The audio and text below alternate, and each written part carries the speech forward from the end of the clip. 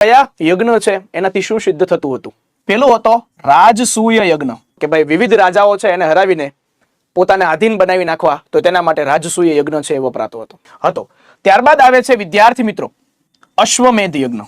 આ છે વિદ્યાર્થી મિત્રો રાજ્યના વિસ્તરણ માટે વપરાતો હતો. એક અશ્વ હોય, ઘોડું હોય, એની માથે છે એ જયપત્ર પહેરાવી દેવામાં આવે છે અને ઘોડાને છે અલગ અલગ છે રાજ્યની અંદર છે વિસ્તરતો મૂકવામાં આવે છે અને પાછળ છે એની સેના આવતી હોય છે. ઘોડો છે જેટલી જગ્યાએ જે જાય છે, જેટલી જગ્યાએ ફરે છે, તો એટલું છે રાજાનું શાસન છે એટલું વિસ્તરતું જાય છે. પણ જો કોઈ જગ્યાએ છે એ ઘોડાને ઊભું રાખવામાં આવે તો એને રાજાની જે સેના છે એની હારવાર છે એ યુદ્ધ કરવું પડે અને એની અંદર જે જીતે છે એને અશ્વમેધ યજ્ઞનું છે એ ફળ પ્રાપ્ત થતું હોય છે. આવો અશ્વમેધ યજ્ઞ હોય છે. પછી પુત્ર કામેષ્ટિ યજ્ઞ શેના માટે છે? તો કે એક સારો એવો વીર પુત્ર ની પ્રાપ્તિ થાય, આના માટે છે પુત્ર કામેષ્ટિ યજ્ઞની છે એ આહુતિ આપવામાં આવે છે.